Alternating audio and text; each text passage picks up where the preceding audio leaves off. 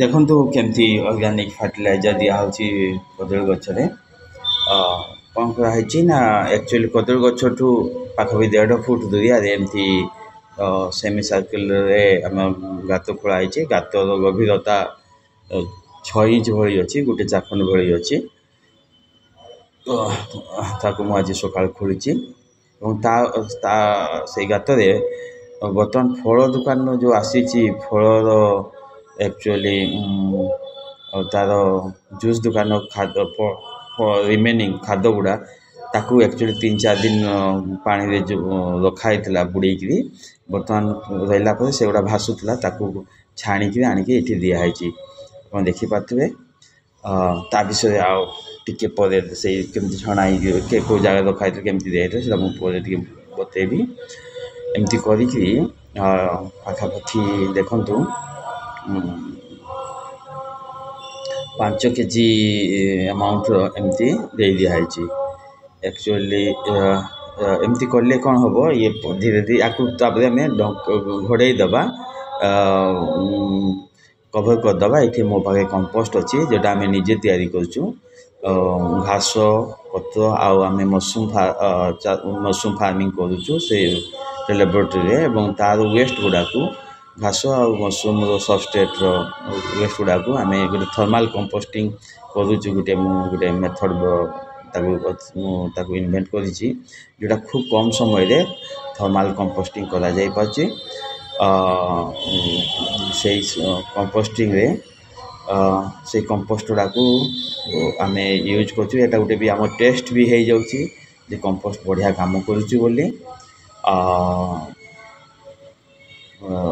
ଏବଂ ସେଇ କମ୍ପୋଷ୍ଟରେ ଦେଖନ୍ତୁ ତାକୁ ଏଇଠି ସେ ଫଳ ଉପରେ ଦେଇ ଦିଆହେଉଛି। ମୁଁ ଦେଇଦେଇଛି ତାକୁ ପୁରା କଭର୍ କରିଦେବି, ପୁରା ଗାତକୁ ବି ପୁରା ଫିଲ୍ କରିଦେବି ଏଇ ଇଏରେ। ଏଠି ମୁଁ ଟୋଟାଲ୍ ଏଇ ଯେଉଁ ବାଲି ବୁହାଯାଏ ଯେଉଁ ଗାମଲା ଅଛି, ସେଠି ମୋତେ 3 ଗାମଲା ଏଠି ପାଖାପାଖି ଲାଗିଯାଏ ଏଠି ବଡ଼ ଇଏରେ। ତ ମୁଁ 3 ଗାମଲା ହିଁ ଏଠି ଦେବି। ଏବଂ ଏମିତି କଭର୍ କରିଦେଲେ କ'ଣ ହେବ ନା କିଛି ପୋକ ମାଛି ଆସିବେନି, ଏବଂ ସେଇ ଯେଉଁ ଫଳମୂଳ ସବୁ ଧୀରେ ଧୀରେ ଡିକମ୍ପୋଜ୍ କରିବ ଆଉ ଧୀରେ ଧୀରେ ଗଛକୁ ମାଇକ୍ରୋ ନ୍ୟୁଟ୍ରିଏଣ୍ଟ, ଯାହା ତା ଏସେନ୍ସିଆଲ୍ ମାଇକ୍ରୋ ନ୍ୟୁଟ୍ରିଏଣ୍ଟ ଦେବେ। ଏମିତି କରିକି ଦେଖନ୍ତୁ, ଆପଣ ଖୁବ୍ ଭଲ ଉତ୍ପାଦନ ଆପଣ ପାଇପାରିବେ। କିଛି କେମିକାଲ୍ ସାର ଆପଣଙ୍କୁ ଦେବା ପାଇଁ ପଡ଼ିବନି, କେମିକାଲ୍ ଫର୍ଟିଲାଇଜର୍ ଦେବା ପାଇଁ। ଦେଖନ୍ତୁ ମୁଁ ଏଇଠି ସେଇ ପଦ୍ଧତିରେ ଆମେ କରାହେଇଛି। କେତେ ବଡ଼ ବଡ଼ କାନ୍ଧି ଆସୁଛି ଦେଖିଥିବେ, ଆଉ ଗଛ ବି କେତେ ବଡ଼ ବଡ଼ ହେଇଛି। ଗଛ ଯେତେ ବଡ଼ ବଡ଼, କାନ୍ଧି ବି ସେତେ ବଡ଼ ବଡ଼ ମୁଁ କହିପାରେ। ଏ କାନ୍ଧିଟା ମିନିମମ୍ 1 ମିଟର ପାଖାପାଖି ଲେନ୍ଥ ହୁଏ, ଏତେ ବଡ଼ ହୁଏ ଆକ୍ଚୁଆଲି। ଆଉ ଗୋଟେ ଦେଖନ୍ତୁ ତା ସାଇଡ଼୍ରେ ଗଛ, ସେଠି ଧରିବା ଷ୍ଟାର୍ଟ ହେଇଛି, କଦଳୀ ଧରିବା ଷ୍ଟାର୍ଟ ହେଇଛି। ଆଉ ଏଗୁଡ଼ା ସବୁ ଶୀଘ୍ର ହେବ ମୁଁ ଆଶା କରୁଛି। ସବୁ ବଡ଼ ବଡ଼ ଗଛ, ଏକଦମ 25 ଫିଟ୍ ପର୍ଯ୍ୟନ୍ତ ବି ଉଚ୍ଚତା ହେଇଯାଉଛି ଗଛ ଗୁଡ଼ା, କାରଣ ଖୁବ୍ କମ୍ପୋଷ୍ଟ ପାଇଯାଉଛି, ସାର ପାଇଯାଉଛି। ତ ଗଛ ବହୁତ ବଡ଼ ହେଉଛି ଆଉ କାନ୍ଧି ବି ବଡ଼ ହେଉଛି। ଏଇଟା ଦେଖୁଛନ୍ତି, ଏଇଟା ଗୋଟେ ମୋ ରାସ୍ତା ତଳେ ହିଁ ଏଇ କାନ୍ଧିଟା, ମାନେ ଏଇ କାନ୍ଧିର ତଳେ ହିଁ ମୋ ରାସ୍ତାଟା ଘରକୁ ଯିବା ପାଇଁ। ତ ଖୁବ୍ ସୁନ୍ଦର ଲାଗେ ଆକ୍ଚୁଆଲି ତା ତଳେ ତଳେ ଯିବା ପାଇଁ। ଏବଂ ଦେଖନ୍ତୁ ଅନ୍ୟାନ୍ୟ ଗଛ ସବୁ ଦିଆହେଇଛି, ସେମାନେ ବି ଧୀରେ ବଢ଼ିବେ, ସେ ସମାନ ପ୍ରୋସେସ୍ କରାଯିବ। ବର୍ତ୍ତମାନ ମୁଁ ଦେଖେଇବି ତାପରେ ନେକ୍ସଟ କ'ଣ କରାହେଇଛି। କଭର୍ କରିଦେଲା ପରେ କମ୍ପୋଷ୍ଟରେ ଆପଣମାନେ ତାକୁ ପାଣି ଦେବେ। ଦେଖନ୍ତୁ ମୁଁ ପାଣି ଦେଉଛି, ଏମିତି ପାଣି ଭଲ ଆମାଉଣ୍ଟର, ସଫିସିଏଣ୍ଟ ଆମାଉଣ୍ଟର ପାଣି ଆପଣମାନେ ଦେଇଦେବେ। ପାଣି ଦେଇଦେଲେ କ'ଣ ହେବ ନା ଆକ୍ଚୁଆଲି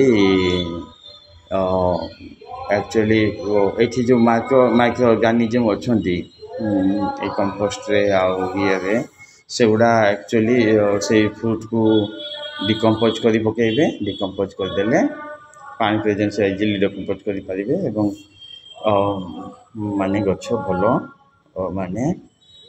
ମାଇକ୍ରୋ ନ୍ୟୁଟ୍ରିଏଣ୍ଟ ବି ପାଇପାରିବ। ଦେଖନ୍ତୁ ଏଇଟା ଖୁବ୍ ଭଲ ଭାବରେ ପାଣି ଦିଆହେଉଛି ଦେଖନ୍ତୁ। ହଁ ଆଉ ଗୋଟେ କଥା ଲକ୍ଷ୍ୟ କରିଥିବେ ଦେଖନ୍ତୁ ଯେତେ ମାଟି ମୁଁ ତାଡ଼ିଥିଲି ସେଇ ମାଟି ଗୁଡ଼ାକ ଆକ୍ଚୁଆଲି ମୁଁ ଗଛ ମୂଳକୁ ଟିକେ ଦେଇଛି ସେଥିରେ ଯାହାଦ୍ୱାରା ସେଇ ଗଛ ମୂଳଟା ମୋର ଟିକେ ଉଚ୍ଚା ହେଇଯାଇଛି।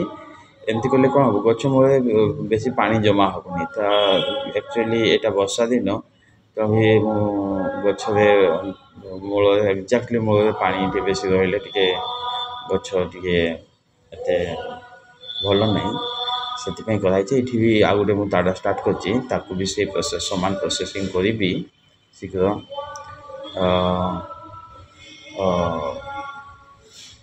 ବର୍ତ୍ତମାନ ମୁଁ ଦେଖେଇବି ମୁଁ କେମିତି ସେଇ ଫଳ କେମିତି ମାନେ କରାହେଇଛି ତା ପୂର୍ବରୁ ଏଇଟା ଟିକେ ପାଇପ୍ଟାକୁ ବନ୍ଦ କରିଦେବି। ଫଳ କେମିତି ପାଣିରେ କେମିତି ବତୁରେଇକି ରଖାଯାଇଥିଲା କେମିତି ଦେଖୁଛି। ଏଇ ଡ୍ରମ୍ ଦେଖନ୍ତୁ ଏଇ ଡ୍ରମ୍ରେ ଫଳ ଯେଉଁ ଅଂଶବିଶେଷ ଯେଉଁଟାକି ଜୁସ୍ ଦୋକାନୀର ହେଲା ସିଏ ସେ ଜୁସ୍ ଦୋକାନୀ ବାଲା ଆମକୁ ଦେଇଦିଏ ଯେବେ ଆମେ କହୁ ସେ ଦେଇଦିଏ। ଏଇଠୁ ଆମେ 2 ବାଲ୍ଟି ଆଣିଥିଲୁ ଯାହା ପାଖାପାଖି 40 କେଜି ପାଖାପାଖି ଥିଲା ଆମର। ବେଳେବେଳେ ସେ କଦଳୀ ବି ଦିଏ ଆମକୁ ସେ କଦଳୀ ବି ଆଣୁ ଆଉ ତାକୁ ସ୍ମାସ୍ କରିଦେଉ।